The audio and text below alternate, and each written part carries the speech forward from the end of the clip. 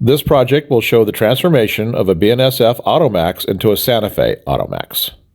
Here are all the items you'll need for this project.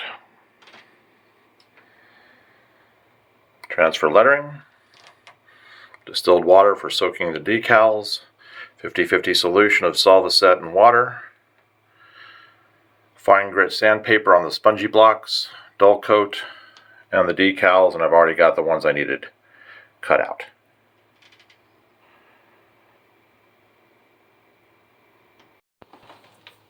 Okay, so now we take our sanding blocks and we gently remove the decals. I found this is a better solution than Solvaset, or the, I can't remember the name of this stuff. I've tried about 3 or 4 different brands of removing decals with liquids, and a variety of ways people have suggested online. And if you're not really on top of it and very careful, you can take the paint off. And if you're needing the paint to stay in the area where you're putting the decal, if your new decals don't cover what you're putting on there over the area that you've taken off, then you're going to see the paint loss. So I found that if you use a very fine grit sanding block, which you can find at any of the hardware stores, that it does a really good job.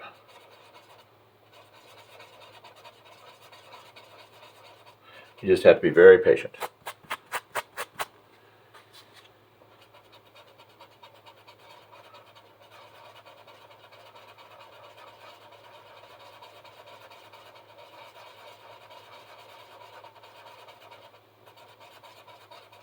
And I do little circular motions so to keep from having, if you see any, after it's all over with, you won't see any like lines.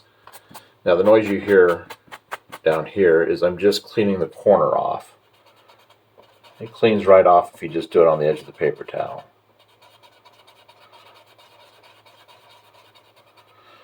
And I occasionally will take, just to see how my progress is, take a damp paper towel,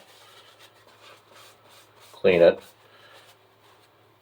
and then dry it off so that it doesn't make the sanding block wet. Okay.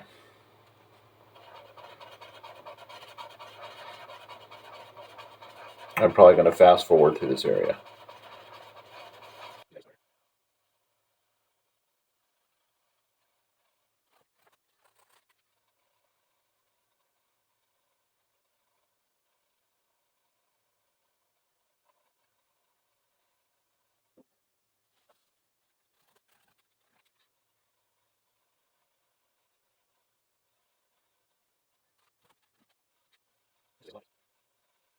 Okay, so now you can see there's the tiniest bit of residue of the original colors on there, and that just came from being, well, basically burned into the paint.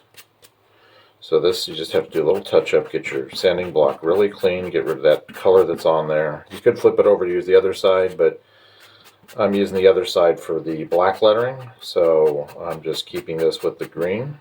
And you can get it clean enough to do what you have to do. And this, you just gently do exactly what you were doing, but you expand it just a little bit out to catch the areas that were where the powder got blended into the paint.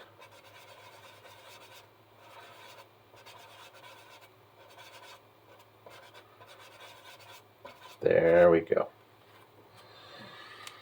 Now, you can see that the sanding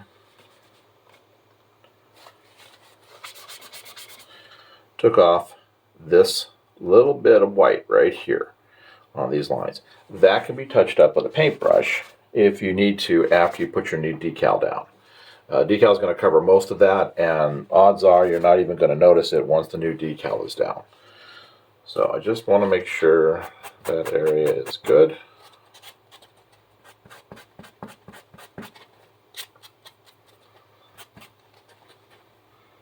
I don't see any more of the green or the blue, any of the tint at all. Now, we have taken the surface off, but that's no big deal. We didn't lose any paint. There's no white came off with this at all. So what I'm going to do, and you'll see that final process, and you're going to see a shine right here where the finish is taken off, the factory finish. So at the very, very end, we will take it outside and we will re-dull coat it. And then that'll make everything blend. You have to do that anyway for the decals that you're going to put on. Otherwise the decals will shine and won't look like they're a part of the paint job. Okay, so now we're going to come down and we're going to do the BNSF reporting marks. I'm leaving the numbers because I figured they slotted these cars for that number position because they didn't have those numbers taken already with other auto racks. So I figure more than likely Santa Fe didn't have them. You can always check if you want to, but Santa Fe probably didn't have those numbers assigned to another auto rack either. So you really don't need to change the number of a car if you're doing this. Just the lettering for the company.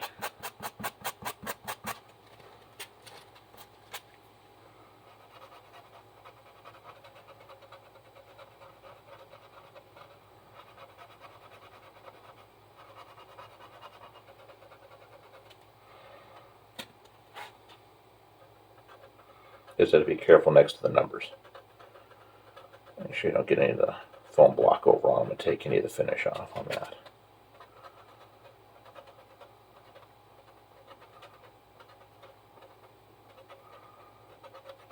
That may look really filthy right now because it is the black decal.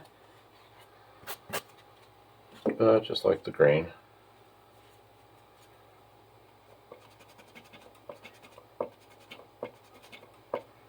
It's all going to work off. Oh, and you also have to watch out for those decals too.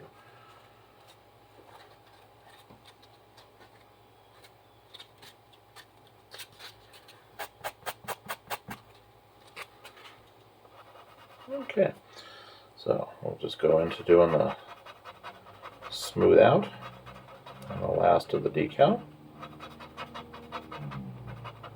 And again, I'm going to be putting the new company decals right over, well, not decals on this case, this will be the transfer lettering right over this. So it doesn't have to be perfect, just mostly, but I like to get as much as I can off.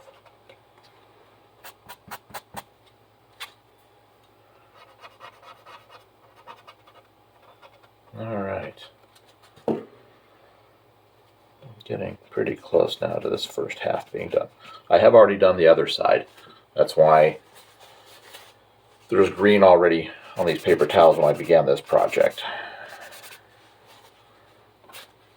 I did that for the short video. Okay, so now we'll just finish this part up. And then only have one of 4 car sides left to go. And this has only taken me about a half an hour, which, considering the chemicals, take a lot longer for them to penetrate, and then you got to be really quick and careful when you do it. So this, just work at your leisure. You can just gotta go do something real quick, you can go do it. You don't have chemicals dissolving the surface of your car. Okay, next step are the decals. So I have decided that, let's see here, yeah, I do believe this is going to be this is the A unit. So I want the A unit in front. So I'm going to take these decals and I'm going to put them this way so they're facing that way. Put these off to the side. And I'm going to lay these on here. And I'm just going to take a look and try to center it and see where is going to be the best spot for this so that it's centered on the car. Yeah. It'll be fine once I get the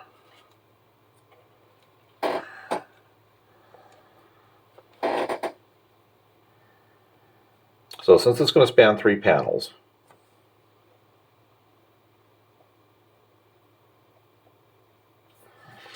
what I look at is the front of the decal, the farthest point to the right that has color, and that's here. So, and the farthest to the left, which is there.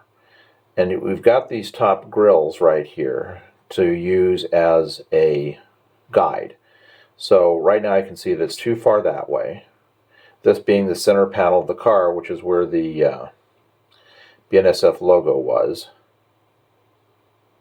So we're going to back this up. Something about like that. And since I'm only using a 50-50 on the solve set, I'll have plenty of time to work it into place. Now that's pretty good. So it looks like I have about the same amount of distance from the back of the feather to there as I do from the nose to there. I may need to go back just a little more. It's within a fraction. So, all right, so that is probably going to be the placement for that. And I'm going to try to, when I'm centering it, before it starts to snuggle down, I'm going to try to get it an even distance from the top of the feather to here, from the bottom of the circle to here. We'll see how close we get that. So, what you do is you'll take this. I always leave a little extra on the end of the decal to grab. Get a good hold on it, and you dip it into the distilled water. Now, these are older decals. They haven't made this sheet in a long time. Microscale hasn't. So I went online and I found a supplier for them. So he had a couple of them, so I bought both sheets. So we'll just wait and see how fast this will actually work and what it's going to take to get them off of the backing paper. So I have the distilled water, like I said, and it's better to have the distilled water than just regular tap water, and that's just a bottle from Walmart.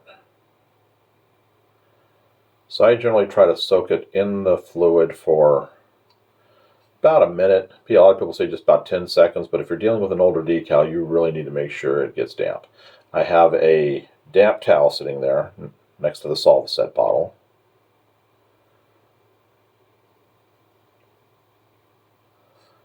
I'll wiggle it around in there a little bit. Okay, so now we're going to put it on the paper towel. Now it's going to be just a matter of waiting.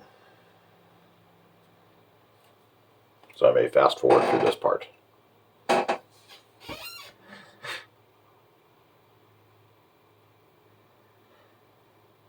You definitely can't rush it.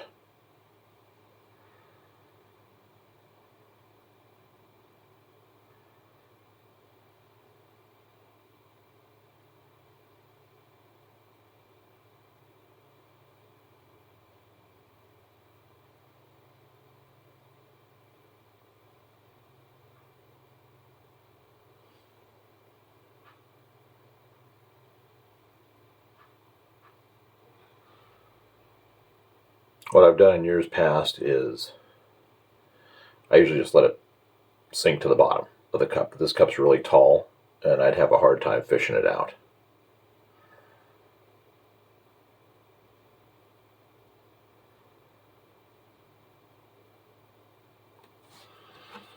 I'm just going to do a little test. See if it's starting to move. It is. It has released from the paper. Okay, so we're ready to go. So this is my 50-50 solution. It's 50% distilled water, 50% of the solvicet. The reason you do that is just, I don't know if I've covered this before, but this way, if it's pure solvicet, it really will lock down quick. So I'm just going to put some right here. You got to build it up a little bit because you're on the old finish. And I just make sure I have a drop here and there so that I've on either end so that it can move around. I have my toothpicks to move it.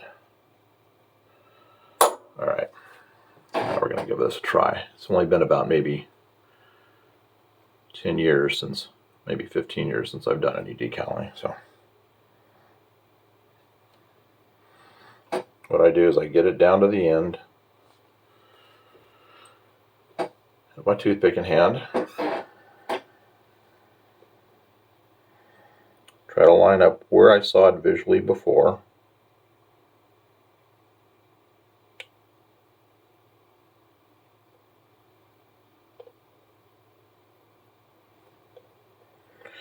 That's lovely.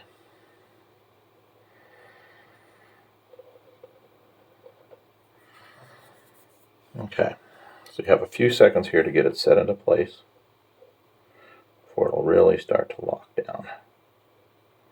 So I'm going to try to get it right where I want it. Make sure it's nice and straight. This is all done by eye. Yeah, forgot to get a paper towel. Get rid of this rest of this water and start to draw it out from the edge.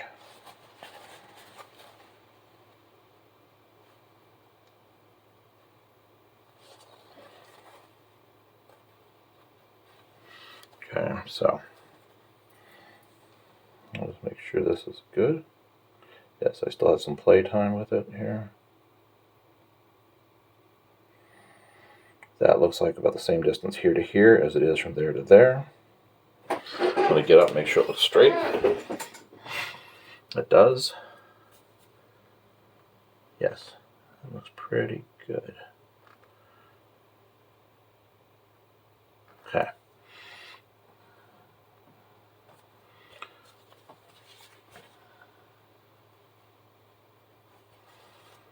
All right, I'm going to let that sit for just a second, and then I'm going to, this is the full strength Solvaset. I have on the bottle labeled which is which on the back. Okay, now that's that for a sec. Take a look here. It looks fairly straight to me. The hard part is when I do this one to match it to that one, as far as the height and everything goes. All right, let's see here.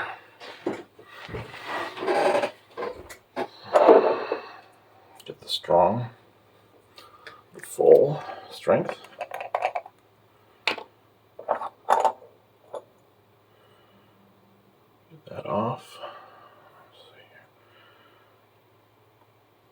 Okay. And all I do is touch so that it gets to the edges.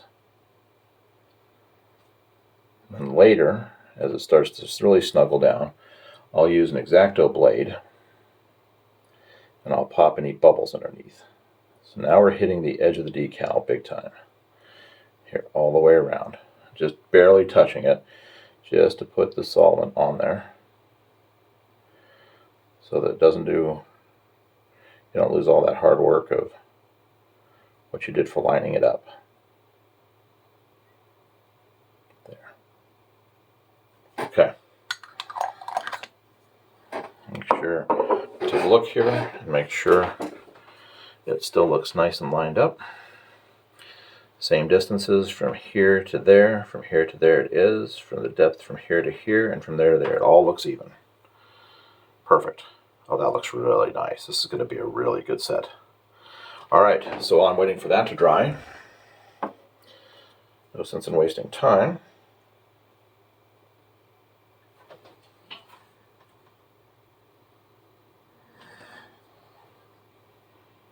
I'm going to let this, start this one soaking. Isn't that a nice looking decal? And then when we do the dull coat, it'll get rid of all the shine and everything will blend in.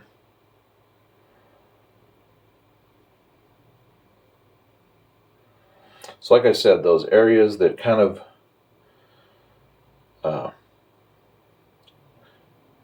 where the sanding took, like where the lines are right here, where you can see a little bit. Now that the decal's on, you don't even really notice it. So that's why I wasn't too worried about this.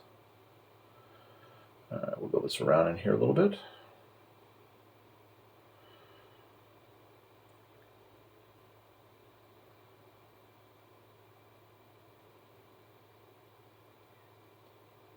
Okay, so I know these are good. They fall right off of there. I don't have to worry about soaking as much.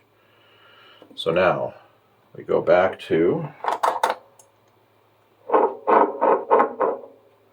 the 50/50 one. Got to make sure you remember to do that when you're trading between bottles. If you're working multiple decals, that you use the right bottle.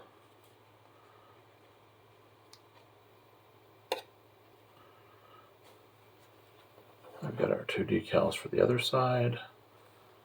All right, so now we just got to let that go for just a minute.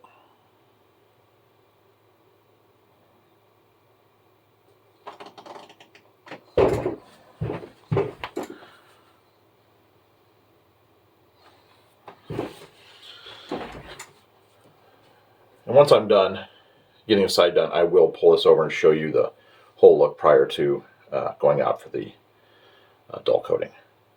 I have used the transfer lettering, and I have applied the ATSF right here. And like I said, I'm leaving it the same car number because it's already factored into the current running schemes. The running stock that they've got right now, that was a number that they could use. I might change this maybe to an 8 right here using some of this to just fill that in, so that if I do eventually get another one of these and it has the same number, at least it'll be a little bit apart. A little detail on the transfer lettering, it's really nice. They give you, it's so you can do lines if you want to, but if you look, you will see they have these lines right here, and they're all equally spaced apart. And I use those as guidelines. So for example, when I have this on here, and I find out where I want my lettering, I see where, like, say for example, this line is right here in relation to the decal that's underneath, the vents, the supposed vents. And you can line every one of these up on the other vent, and that'll be a perfect lineup every time for your lettering. All you have to do is figure out the spacing, but that'll give you your smooth lettering. And it also, if you use the lettering, let's say for example, I put the A on right here.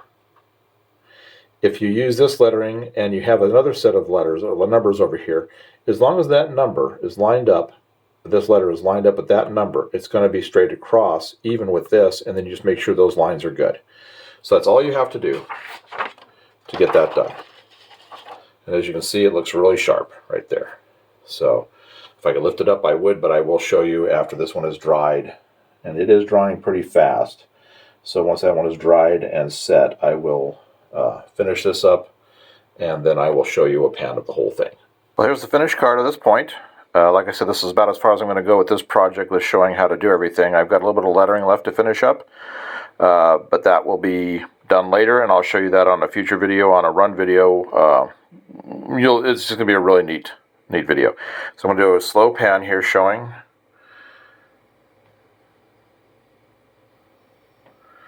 As you can see, I did go ahead and change that last 3 to an 8.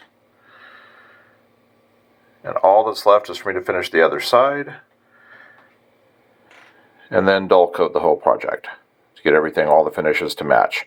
Get the shine off the decals, get the areas where I sanded, bring those all to the same finishes the rest of the car. So I hope you enjoyed this, and wait and just look for the video to come showing what this was going to become. Thank you for watching. Please like and subscribe if you'd like to see more of our family's train collection.